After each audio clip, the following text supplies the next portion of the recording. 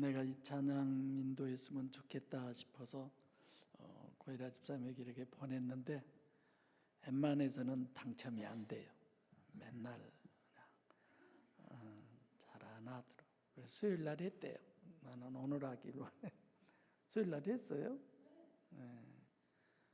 그리고 이제 못 믿어지잖아요. 제가 여러분들이 내가 여러분들 차 조수석에 앉으면요 굉장히 말이 많아요. 막 말이 하고 싶어가지고 은혜스러운 말도 아닌 다른 말.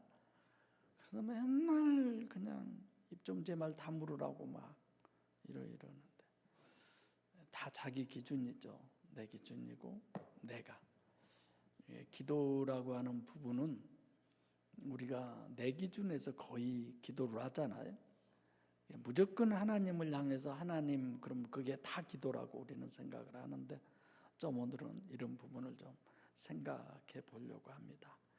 기도에 관한 부분은 우리가 생각해야 할 부분이 있는데 기도가 뭐냐라는 거예요.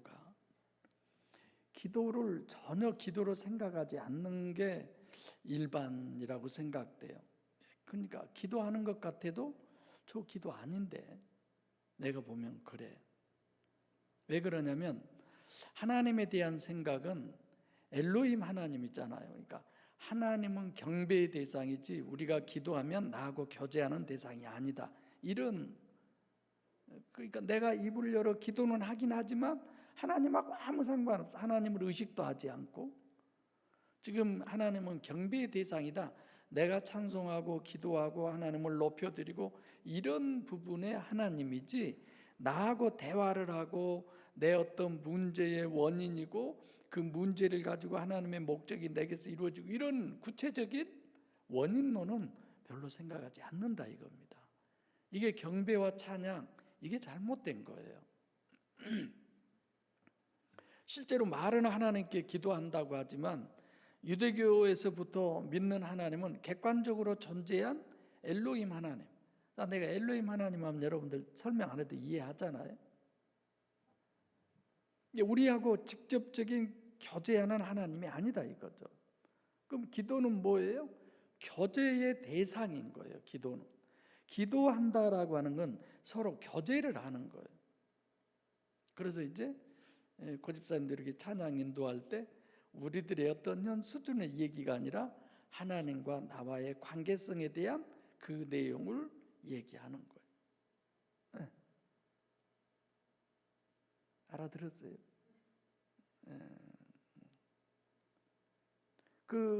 이런 거 있잖아요. 마태복음 11장 1절로 5절에 침례 요한이 감옥에 갇혔어요. 근데 자기가 생각해도 내가 뭔 죄를 지었어? 내가 뭘 잘못해서 감옥에 와 있는 거야? 자기는 분명히 예수님이 메시아라고 하는 것을 증거하고 그의 신들림의 풀기도 감당할 수 없다 하나님이라고 다 증거하고 그 삶을 사는데 왜 나 같은 의인이 감옥에 갇히냐? 내가 뭘 잘못해서? 공의가 하수같이 흘러야 되는 메시아라면 내가 지금 이런 상황과 환경과 여건에 있어서는 안 되지 않냐? 그래서 제자들을 예수님께 보내요. 뭐라고 물어봐요? 시작. 오실 그이가 당신이 오니까. 당신이 메시아 맞냐? 당신이 만약에 메시아라면 내가 왜 감옥에 와 있어? 이거 말이 안 돼. 이런 거죠. 그러니까 하나님을 자기 본의로 이해를 하는 거예요. 이런 게 많아요 우리가. 만약에 이렇게 생각해 보세요. 베드로가 만약에 유대인 600만 명 그 홀로코스트 내가 오전에 잠깐 얘기했지만 그렇게 죽었다. 그러면 베드로가 하나님 계십니까? 이런 질문 하겠어요? 안 하겠어요? 베드로가 만약에 침례 요한이 감옥에 있는 것처럼 감옥에 있다고 그런다면 베드로가 예수님을 향해서 당신 메시아 맞냐? 내가 당신을 위해서 이렇게 모든 생애를 다 포기하고 오로지 당신 한 분, 배와 그물을 버려두고 부모도 모든 것 다 끝내고 오로지 당신만 쫓았는데 이게 뭐냐? 이럴 수 있잖아요. 또 삼위일체 하나님, 성부, 성자, 성령 이 신학도 정립하지 않으면 문제가 상당히 많아요. 삼일체로는 육신의 예수가 성자이기 때문에 문제가 그러는 거죠. 육신의 예수가 성자인 것처럼 여기는 것은 사실상 우리가 성경을 보거나 정상적인 이성을 가졌다고 한다면 절대로 육신의 예수를 하나님으로 볼 수가 없어요. 성령이 삼위일체다, 이것도 성립할 수 없잖아요. 어떻게 그 육신 그분이 삼위일체 하나님이겠어요? 말도 안 되지. 그래서 제자들하고도 마지막에 뭘 얘기해요? 스칸달리조예요. 육신으로 있었던 나와 스칸달리조 하자. 그래야 네가 살아, 이런 거죠. 그러니까 사실상 우리가 삼위일체를 강하게 주장하지만 실제에 있어서는 관념이고 추상적인 거지. 이게 중요한 것은 기도는 객관적으로 존재하신 하나님께 기도하는 거 아니에요. 객관적으로 존재한 하나님, 그건 경배의 대상이지 교제의 대상일 수가 없잖아요. 그래서 이것도 여러분들이 중요하게 생각하세요. 내가 하나님을 경배의 대상으로만 여기느냐, 아니면 나하고 교제하는 교제의 대상으로 여기느냐. 천국에 계신데 어떻게 기도의 대상이 돼요? 그런 생각도 할 수 있잖아요. 기도는 개별적이에요. 직접적이에요. 이 관계가 돼야 돼요.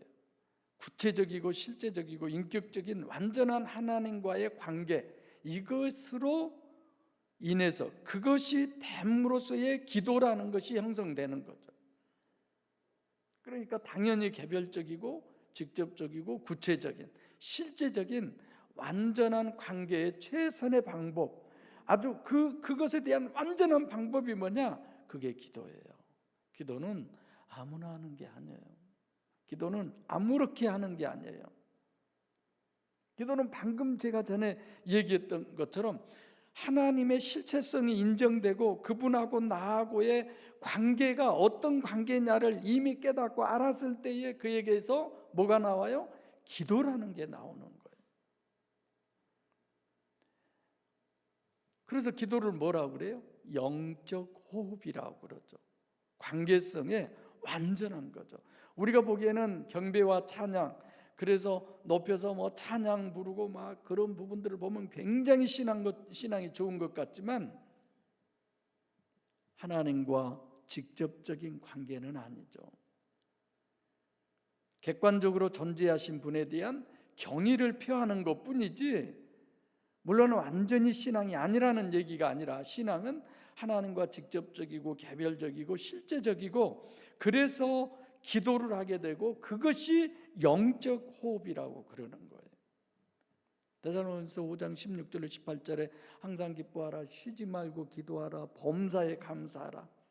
어떻게 쉬지 않고 기도할 수 있어요? 그럼 지금 방금 얘기는 늘 하나님 갖고 교제하는 거예요. 늘.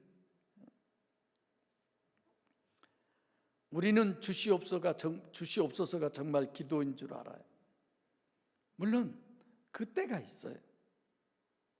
그 기도의 근본은 하나님과의 교제고 관계성이고 실질적이고, 이것이 확실히 정립되지 않으면 오늘 본문도 정확하게 해석을 하기가 어려우니까 그래요. 그래서 세미나 때 기도의 단계 말씀드렸죠. 완전한 기도에 대한 텍스트 교과서, 거기가 어디예요? 마태복음 7장 7절로 12절이라고 여겨져요. 구하라, 찾으라, 문을 두드리라. 간략하게 이미 잘 알고 계시니까. 기도는 하나님과의 관계성의 문제이기 때문에 발전적이다, 이렇게 이해하면 돼요. 우리가 옛날에 방언 은사를 받았어요. 처음에 이렇게 방언 은사를 받을 때 저도 깜짝 놀랐는데, 이제 어떤 현상, 그거는 빼고라도 이렇게 기도를 하는데 엉뚱한 혀가 막 이렇게 틀어지면서 딴소리가 나와서 입을 막은 적이 있어요. 놀래가지고. 근데 처음에는 그 방언기도 해보셔서 여러분들 아시겠지만 올레스 같은 단어 하나만 계속 나오는 거예요. 나중에는 계속 다른 단어가, 그리고 자기도 모르게 그 방언이 유창하게 되고 이런 거 뭐 나름대로 이렇게 얘기한 것들도 있지만, 그러니까 하나님과의 관계성은 절대 한 가지로 머물러 있지 않아요. 계속 발전이죠. 첫째, 구하라라고 하는 것은 무슨 신앙의 단계예요? 율법적 신앙의 단계. 이 단계는 맨날 하나님한테 주시옵소서예요. 그 주시옵소서가 내가 원하는 것만 주시옵소서예요. 이게 율법적 단계, 이게 분명히 있어야 돼요. 이때의 단계는 그 주시옵소서를 통해서 뭐가 우리에게 얻어짐이 있어야 돼요? 하나님은 실제로 존재하시는구나, 이 믿음을 갖게 하는 거예요. 할렐루야. 그래서 우리 삶 속에서 주시옵소서라고 하는 이런 상황과 여건과 환경이 생길 때 아직도 내가 하나님의 실체성, 하나님이 실제로 존재하신 그 믿음이 내가 아직도 약하나? 그런 생각도 우리가 해봐야죠. 그래서 이 율법적 신앙의 단계에서는 실제로 하나님을 믿는 그 간절한 소원이 우리에게 있어야 돼요. 하나님도 또한 그것을 원하는 거고. 두 번째로는 찾으라, 그러면 찾을 것이요. 여기 찾으라라고 하는 건 아예 하나님 없어요. 하나님과의 관계성인데 가장 중요한 것은 뭐예요? 이 단계에서 자기를 의심하고 자기를 부인하는 거예요. 나는 절대 그런 내가 아니야, 이럴 때 있잖아요. 우리 내가 절대 그러지는 않았어, 이럴 수 있잖아요. 근데 그렇지 않잖아요. 나도 모르게. 어떤 분이 저한테 그런 얘기를 하더라고요. 이게 그 전기요금 통지가 나와서 그 통지서를 들고 따지러 갔어요. 은행에 따지러 가서 은행 직원하고 얘기를 한참 하는데 은행 직원이 막 설명을 하는데 자기가 이해가 안 가는 거야.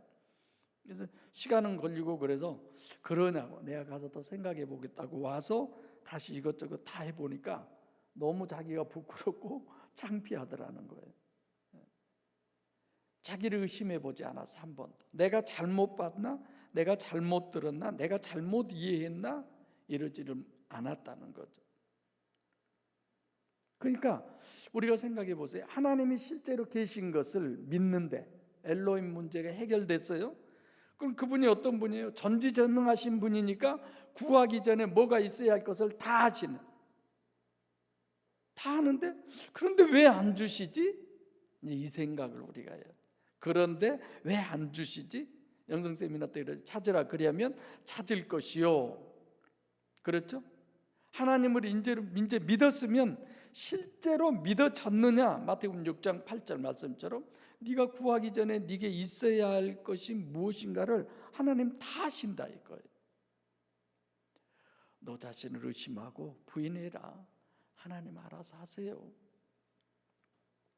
세 번째로는 문을 두드려 그래야면 열릴 것이니, 여기가 성숙한 신앙의 단계죠.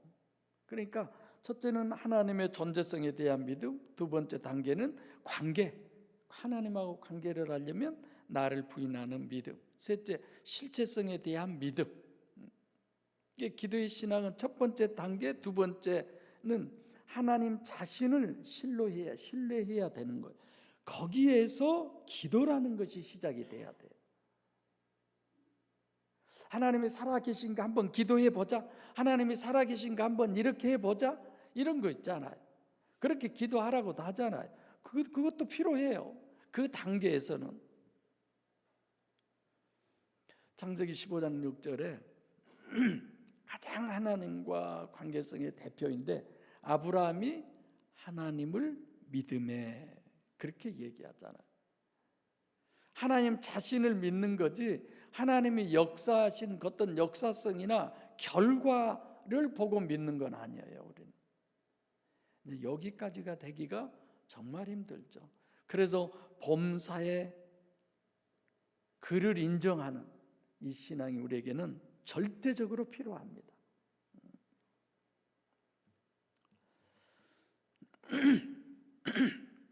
이 부분에 대한 설명은 제가 많이 하지 않겠습니다만은 정말 하나님의 존재가 믿어지면 우리 표어처럼 너는 범사의 그를 인정하라. 내가 늘 이 기도하죠. 하나님, 내가 범사의 하나님을 인정할 그 믿음을 주세요. 그 믿음이 하나님이 원한 만큼의 분량이 되게 해주세요. 우리 교회도 그 믿음이 있게 해주세요. 이런 거예요. 전지전능하신 하나님이 모르는 일은 하나도 없잖아요. 하나님은 그리고 다 하실 수 있잖아요. 그런데 그게 안 되는 게 뭐예요? 내 믿음의 문제. 내 믿음의 문제잖아요. 마태복음 6장 8절에 너희가 구하기 전에 무엇이 있어야 하는 걸 하나님이 미리 다 하신다. 그 앞에 뭐라고 그래요? 중언부언하지 말라는 거예요.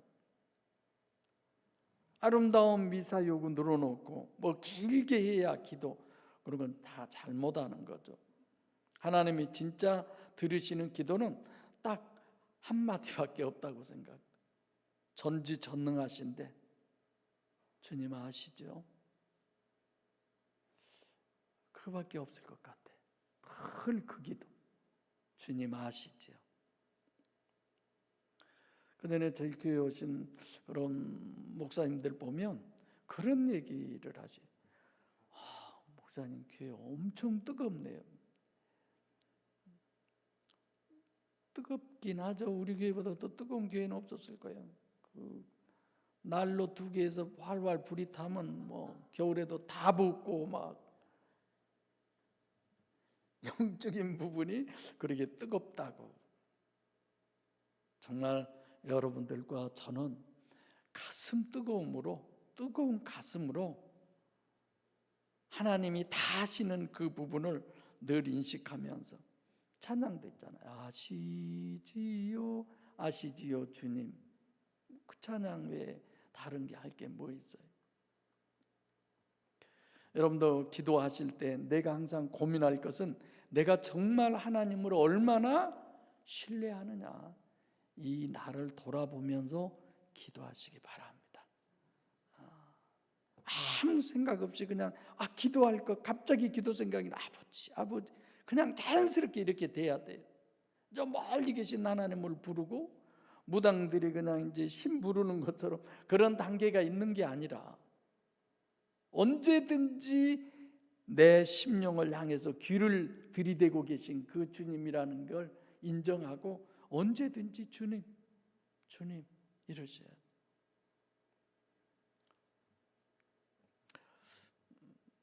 그래서 지금 여기 숙진이 집사님도 있지만 요즘 늘 대박 나신 분이 숙진이 집사님이죠. 숙진이 집사님 나봐 보세요. 많이 벌었죠? 많이 벌었잖아. 제일 잘 벌잖아. 내가 빵집은 여러 번 가지만 빵집은 내가 보면은 뭐 봉급 주고 못 주고 뭘 안 못 가. 앉을 자리 의자 하나가 없어요. 거기 가면 종일 그렇게 서서 왔다 갔다 하면서 저만큼 벌기는 보나 어쩌나 항상 의문스러워요. 하나님 일 많이 하세요. 하나님이 알아서 해주시니까.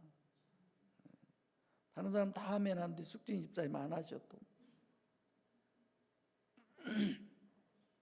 가만히 있어도 벌게 해주잖아요. 금값만 오르면 돼. 그냥 사놓은 것도 많이 있으니까. 그게 맞나? 나 그건 잘 모르겠네. 자, 우리가 기도할 때에 오해된 그런 부분이 꽤 있어요. 도고라고 그러죠. 빌도 알릴고, 남을 위해서 기도하는 거. 보통 목사님들한테 그러잖아요. 나 무슨 문제 때문에 기도 좀 해주세요. 그건 도고예요. 또 중보기도 있죠. 도고를 중보라는 단어를 써요. 이거는 맞는 게 아닌데, 중보는 엄밀하게 말하면 개신교회는 없어요. 중보는 어디에 있어요? 천주교회에 있는 거예요. 천주교는 내가 성인한테 기도하면 그 성인이 그걸 나한테 받아가지고 주님 앞에 전하는 거예요. 성인들한테. 그래서 그 성인들이 중간에서 또 신부님들이 고해성사 하잖아요. 그 중간에서 이 중보기도라는 것은 뭐라고 그럴까? 정거장 역할을 한다고 그렇게 표현하면 되나? 그런 역할. 그게 중보지, 우리가 일반적으로 하시는 중보라는 것은 그건 중보 아니에요. 도고라고 해야 맞아요. 남을 위해서 기도하는 것이죠. 또 하나는 합심 기도예요. 대부분 이렇게 찬양 인도하고 우리 다 같이 주여 삼창한 다음, 하여튼 목사님들 모이면 그래요. 우리 다 같이 주여 삼창한 다음에 통성으로 기도합시다. 지난번 교회에서 우리 동문회 증경회장들이 와가지고 주여 삼창하고 통성으로 기도한 며칠 안 돼서 교회 금방 개학했으니까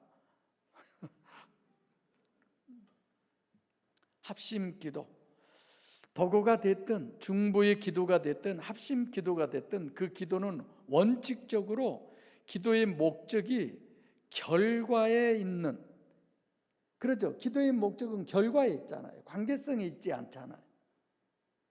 다른 사람을 위해서 내가 기도를 해. 그러면 그 사람의 결과가 그것 때문에, 어떤 그 목적 때문에 기도하는 거죠. 그래서 관계성이면 내가 기도해서 될 문제가 어디 있어요? 자기하고 하나님하고 관계의 문제지. 그러죠. 저는 이제 뽀록날 얘기인데, 여러분들이 어떤 기도에 문제가 생겨서 그 기도를 가지고 저한테 부탁을 하면 내가 그 기도가 예를 들어서 그 집사님이 원하는 대로 해결해 주세요라고 기도할까요? 하나님, 그 문제 주셨으니까 그 문제를 통해서 정말 하나님이 기뻐하고 하나님이 원하는 그렇게 결과가 되게 해주세요. 저 그렇게 기도해요. 금덩어리가 엄청 팔려서 돈 많이 벌게 주시옵소서. 그러면은 우리 교회 저 이런 기도는 안 하죠. 여러분들이 더 잘 아시겠지만. 그러니까 우리가 이런 어떤 중보나 합심, 도고나 이런 전부 결과에 초점이 맞춰져 있는 거지 하나님과 나의 관계성의 기도가 아니죠. 이런 부분을 알고 기도를 하시든지 기도를 해달라고 하든지 그래야 됩니다. 관계성의 기도는 남이 해줄 수 있어요? 없어요? 없어요. 그러나 내가 여러분들을 위해서 기도하든 이거든 그 모든 것들은 나하고 하나님과의 관계예요. 어쨌거나. 그래서 개별적이고 직접적이고 구체적이어야 돼요. 못하는 기도여도 어떤 것이 잘하는 기도인지는 모르지만 오늘 아침에는 쭉정이와 가라지를 이렇게 생각을 해봤어요. 쭉정이는 알이 없어요, 속에. 곡식, 알곡은 알이 있어요. 하나님이 안에 있고 없고요. 곡식과 가라지의 차이죠. 가라지는 곡식이 아니에요. 사람이 먹을 게 못 돼요. 하나님하고 아무 소용없는 것이야. 그것은. 곡식은 사람이 먹을 수 있는 거예요. 하나님이 누릴 수 있는 거예요. 혼자 눈 떠서 그런 부분을 이렇게 나누어 보면서 생각을 해보면서 기도라고 하는 부분, 오늘 집을 나서기 전 내가 거하는 그 집이 아니라 어떤 상황과 환경과 여건 속에서도 기도라고 하는 것은 늘 차고 살아야 되겠구나, 이런 생각. 봐보세요. 관계성은 그 사람하고 하나님하고 관계의 문제, 그건 자기가 해결하는 거지 다른 누구도 해결해 주는 거 아니에요. 뭐든지 결과가 나한테 많으면, 좋으면 다다익선, 그리고 하나님의 축복 이렇게 생각들을 하는데, 우리가 아셔야 할 것은 주님의 겟세마네 동산의 기도를 한번 생각해 보세요. 베드로와 야고보와 요한 데리고 갔잖아요. 예수님께서 기도하다가 오셔서 보니까 베드로가 뭐 했어요? 졸며 잘세. 그때 주님이 너희들 왜 나 좀 위해서 조금 기도 좀 하자 해달라는데 그게 그렇게도 안 되니? 이게 아니에요. 14절에 합심기도인데, 지금 오늘 본문 같은 경우는 합심기도는 뭐가 목적이에요? 2장 1절부터 4절이 목적이에요. 그죠? 여기서의 기도는 2장 1절부터 4절이 목적이에요. 그걸 합심해서 기도하는 건데, 예수님이 그 베드로에게 너 왜 날 위해서 기도하지 않고 잠만 자냐, 이 얘기한 게 아니다라는 것을 여러분들이 생각해야 돼요. 나중에 뭐라고 한 줄 아세요? 네가 뭐에 들지 않게 너희 위해서 기도해. 너희 위해서 기도하라고 그러잖아.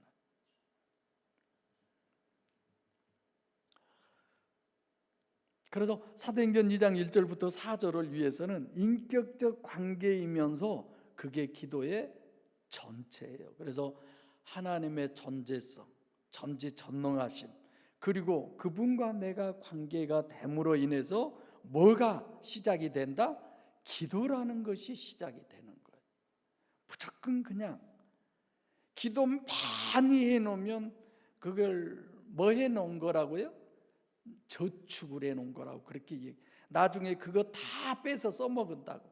물론 어느 관점에서 얘기하느냐에 따라 다르지만 무조건 많이만 해놓는다고 하는 게 다예요. 무릎 꿇고 어느 목사님 그 옷걸이를 이렇게 방 뒷변에다 해놓으셨는데 무릎이 다 헤어진 갈라진 그 양복을 이렇게 걸어놓으셨더라고. 당연히 물어보죠. 제가 안 물어보겠어요. 저 떨어진 헌 옷을 왜 저기 걸어놓느냐가 아니라 저 옷을 왜 저기에 걸어놓으셨어요? 그 옷 입고 얼마나 기도를 했는지. 낙타 무릎이라고. 이것이 이렇게 내가 목회하게 된 건 참 이것 덕분이라, 내가 기도한 덕분이라 그 얘기를 하셔서 공감도 가고 그래야 되겠구나라는 생각도 하지만 다른 생각도 있죠. 그래서 여러분들과 저는 기도는 뭐라고 그래요? 영적 호흡이다. 호흡이 없으면 당연히 죽는 거잖아요. 기도가 없으면 당연히 죽는 거잖아요. 성경 해석 가능합니까? 깨달음이 가능합니까? 말씀이 은혜로 들리겠습니까? 수시로 늘 주님 앞에 엎드려서, 마음이 엎드려야지, 마음이, 몸이 아니라 늘 마음이 엎드려서 주님과 대화하는 여러분과 제가 되시기 바랍니다. 본문 보겠습니다. 12절 시작. 제자들이 감람원이라는 산으로부터 예루살렘에 돌아오니 이 산은 예루살렘에서 가까워 안식일에 가기에 알맞은 길이라. 자, 여기에서 보면은 설교 때도 말씀드렸지만 제자들이란 단어 없어요. 시작이 토테라고 하는 단어로 시작하는데 그때부터 이런 거죠. 그러니까 당연히 11절에서부터 연계되는 거죠. 기도와 뭐가 상반된 얘기냐면 올라가신 그대로 다시 오신다. 그 다시 오실 것에 대한 기도죠. 그래서 성령이 사도행전 2장 1절로 4절에 성령이 그들에게 충만히 임하심, 임마누엘, 그 부분을 위해서 기도하죠. 너희는 예루살렘을 떠나지 말고 내게 들은 바 아버지의 약속하신 것을 기다리라. 요한은 물로 침례를 베풀었거니와 너희는 몇 날이 못 되어 뭘로 침례를? 성령 침례를 받을 것이다. 그래서 8절 오직 성령이 너희에게 임하시면 이렇게 되는 거죠. 그러니까 지금 여기서 합심 기도는 뭘 구하는 거예요? 성령을 간절히 구하는 기도예요. 그 성령이 임하니까 그들이 사역자가 되잖아요. 일꾼들이 되잖아요. 나머지들은 설명했으니까 그렇게 많이 하지 않겠습니다. 감람원이라고 하는 산에서부터 예루살렘으로 돌이켰다. 관심을 6에서 10령으로 돌이켰다. 이런 뜻이에요. 예루살렘 안으로. 예루살렘이라고 하는 것은 성경에서의 그 계시하는 범위가 엄청 높잖아요. 문맥상 본문으로 봐서는 우리들의 심령, 하나님의 나라 이렇게 볼 수 있습니다. 그래서 성경은 유일신과의 관계는 항상 뭘로 얘기하냐? 예루살렘이에요. 그래서 1년에 예루살렘을 남자들은 몇 번씩 가라? 3번씩. 예루살렘에 왜 가요? 하나님과의 직접적인 그 관계 때문에 그걸 가시적으로 한 것이 예루살렘에 와서 명절을 1년에 3번씩 지내라. 예수님도 성전 정화 이런 부분을 꺼내잖아요. 13절 시작.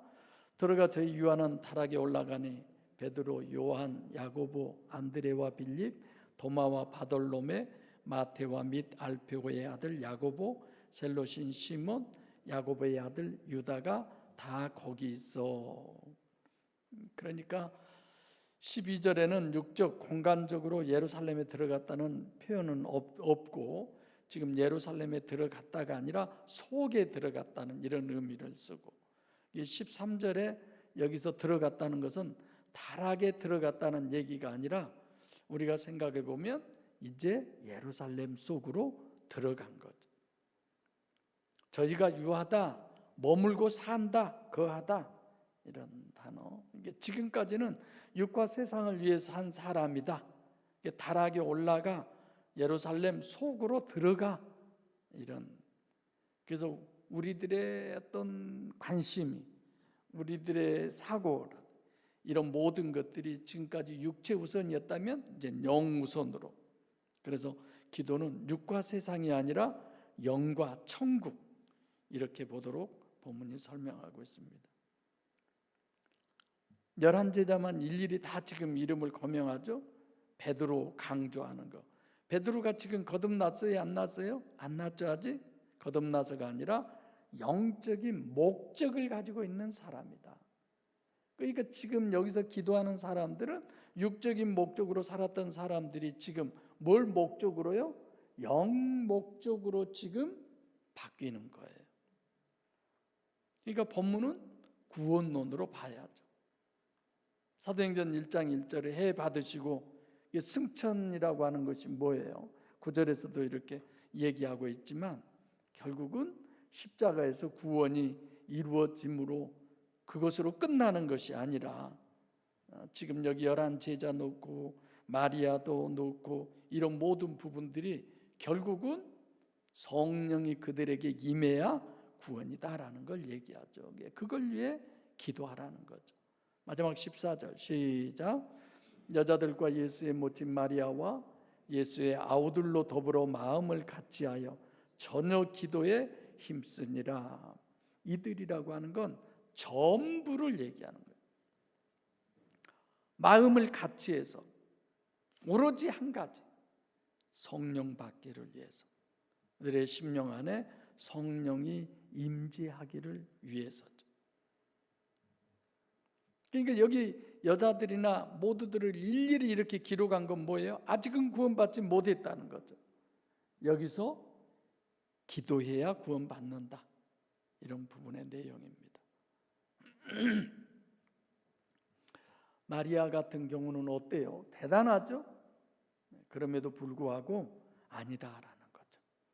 마음을 같이하여 전부 만장일치, 이거 성령의 역사 없이는 안 되는 거예요. 늘 우리 교회는 성령의 역사로만 모든 것들이 만장일치시기를 바랍니다. 이건 정말 우리가 서로를 위해서, 자신을 위해서 기도해야 할 기도의 제목이에요. 성령님이 일해 주세요. 우리가 하나님의 의의 도구가 되도록 성령님이 그 일을 해 주세요. 이런 거죠. 역대하 16장 9절에 여호와 하나님의 눈은 온 땅을 두루 감찰하사 뭐라고 했어요? 전심으로 자기를 향하는 자를 위해서 뭘 베푸신다? 능력을 베푸신다. 다른 거 없어요. 난 하나님께 몰입할 수만 있으면 몰입하는 것이 은혜예요. 어떻게 해야 몰입할 수 있을까? 능력이죠. 능력이 안 되면 못하죠. 그래서 성령이 역사하셔야만 되니까 그것을 위해서 이들은 기도하는 거예요. 그래서 성령이 그들에게 임했을 때에 완전히 바뀌죠. 그들의 존재성이라든가 자존감이라든가 목적적이라든가 모든 것이 180도로 바뀌어지잖아요. 내 심령이 보이는 순간, 그때 정말 여러분들과 저는 마음을 다하고 목숨을 다하고 뜻을 다하여 몽땅 다 뭘 하겠어요? 포기가 될 거라고 생각해요.